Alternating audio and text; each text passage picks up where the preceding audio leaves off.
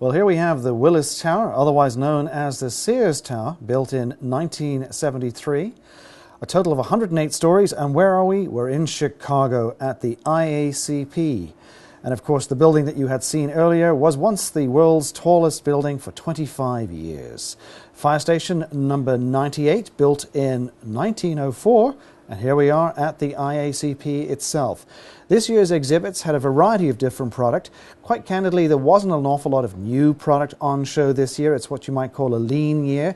A lot of manufacturers are going to be coming up with some new bits and pieces as this year of 2011 comes to an end and 2012 goes forward.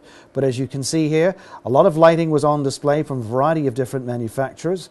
Signal Vehicle Systems was one of the companies at the show this year. And on their booth, they did have some interesting components, one of them being a brand new ULB9S Starburst Mini Phantom undercover interior LED light. You'll see it firing away there. And that is using their Starburst technology on the product. A very nice vehicle set up here on their actual booth as well.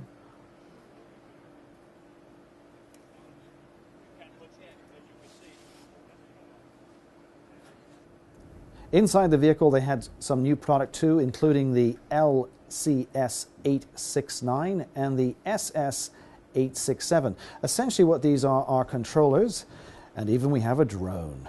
Yes, they had lots of interesting surveillance components at this year's show.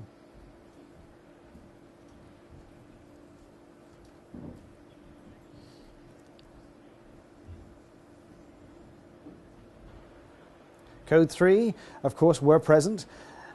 Lots of product, of course. A lot of product from last year too, including their Duo bars. But they did have some interesting components for their European market. And we'll take a look at those in 1 minute.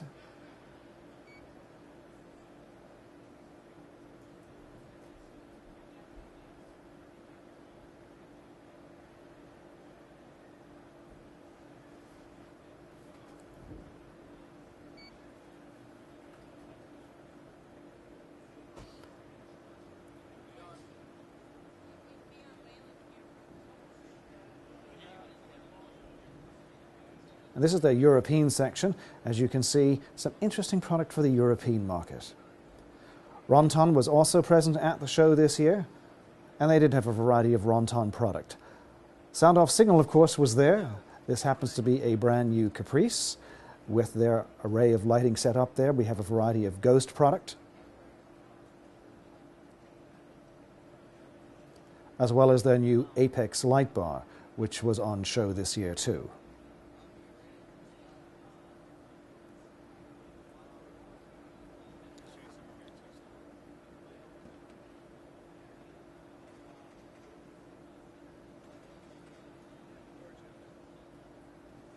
Interesting place to put a Ghost, but it definitely does work when you open that door.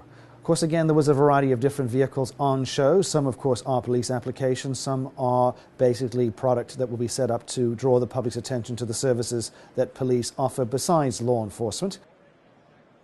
Dodge, of course, were at the show, along with all of the other major manufacturers as well.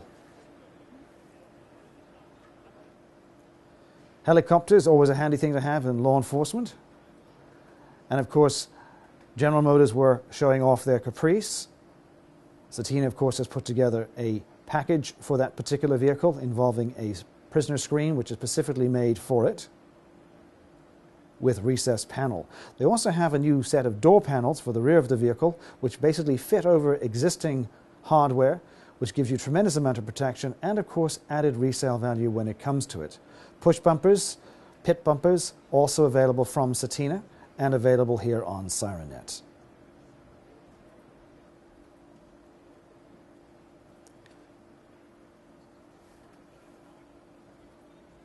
This is a Tomar light bar that was on a U.S. Customs vehicle. Alas, they didn't have it turned on, I'm afraid, but at least you get a chance to take a good look at it. And there we have a Mars light, not currently available, but it is in the Sirennet Museum. This was a very nice vehicle on display, going back many years to 1972. It's a Dodge Polara, and it was used by the Chicago PD. Right next door to it is a Plymouth Fury, that goes back actually to 1969. And here we have the city of Chicago, and it was a very interesting show indeed. Again, I'm Stuart. You've been watching Sirennet Television.